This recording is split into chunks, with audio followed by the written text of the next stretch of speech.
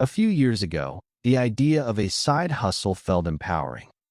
Driving for Uber after work, selling digital products online, freelancing on weekends, starting a YouTube channel, learning trading, doing DoorDash deliveries at night.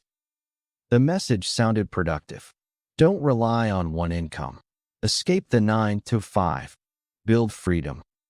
And to be fair, some people genuinely improve their lives through extra income. But for most middle-class workers, hustle culture slowly transformed from opportunity into obligation. Not because they wanted luxury, but because basic financial stability started feeling harder to reach with a normal job alone. Here's where hustle culture becomes dangerous. It changes how people think about rest. Rest starts feeling irresponsible. A Saturday afternoon becomes wasted potential. Watching a movie creates guilt. Sleeping 8 hours feels lazy. Even hobbies begin feeling unproductive unless they make money. And once that mindset starts, it spreads everywhere. People stop asking, "Am I happy?" and start asking, "How can I monetize this?" That psychological shift is subtle, but it changes people deeply. Because humans are not designed to operate like machines, endlessly maximizing output. Even high performers eventually hit cognitive fatigue. And the scary part is, hustle culture often disguises burnout as ambition. Let's look at a realistic example. Imagine someone earning $55,000 a year in the United States. After taxes, rent, transportation, insurance, groceries, and student loan payments, maybe they save a few $100s a month. So they start a side hustle earning an extra $1,000 monthly. At first, it feels amazing. But now look at the trade-off. They work 8 hours at their main job, 3 to 4 more hours every evening, most weekends. Suddenly, they're working 70-hour weeks consistently. And here's the hidden math. If your extra income comes at the cost of your sleep, health, relationships, and mental stability, the real hourly wage becomes much lower than it appears. Especially long-term, because eventually exhaustion reduces performance everywhere. At work, at home, even inside the side hustle itself. Social media makes this worse. Online, hustle culture looks glamorous. You see young entrepreneurs in luxury apartments, traders posting profits, productivity influencers waking up at 4 a.m., millionaire morning routines. But most people never see the full picture. Debt, stress, family money, burnout, algorithmic luck, or the thousands who failed quietly. What you usually see online is survival bias. The winners become visible. The exhausted majority disappears silently. And this creates a dangerous illusion.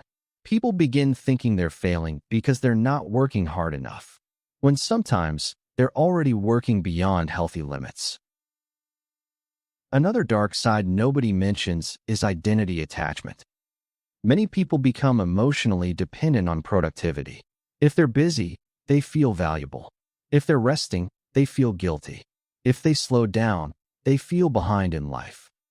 This is incredibly common among young professionals in cities like London, New York, Berlin, Toronto, or Amsterdam.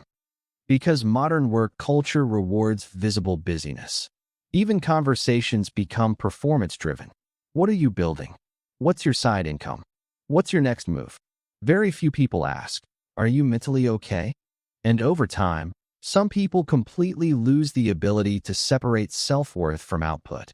That's dangerous, because eventually life becomes a permanent optimization project instead of something experienced normally. Ironically, hustle culture can sometimes delay wealth building instead of helping it. Because exhausted people often make emotionally reactive decisions. They overspend for stress relief, burn out and quit jobs impulsively, chase risky investments, jump between side hustles constantly, lose consistency. But actual wealth creation is usually boring. Consistent investing, stable income, controlled spending, long-term thinking, patience, not endless overwork. In fact, some of the financially healthiest people are not the ones working every waking hour. They're often the people who build sustainable systems.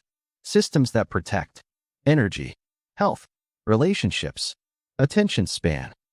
Because those things affect earning ability over decades, not just months. There's also another side effect people rarely discuss: isolation. A lot of hustle culture advice unintentionally encourages people to sacrifice social life completely. Cut everyone off. Stay obsessed. Outwork everybody.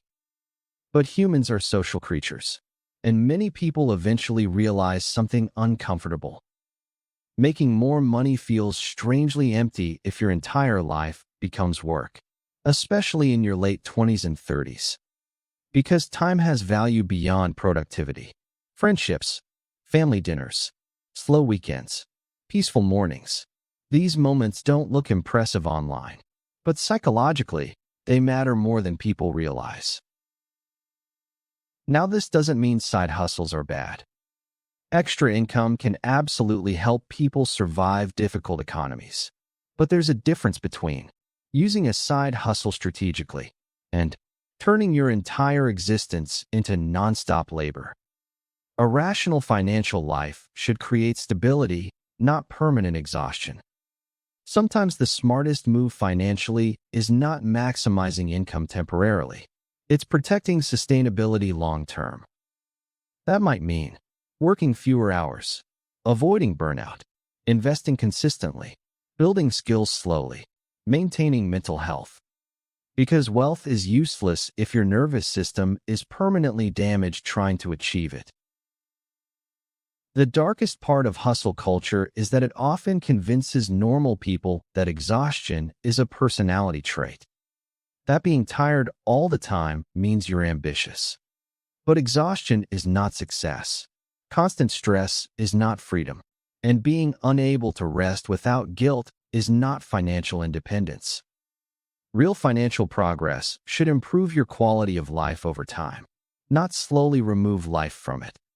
And maybe that's the question more people should ask themselves. If the goal of money is freedom, why are so many people becoming prisoners of productivity instead?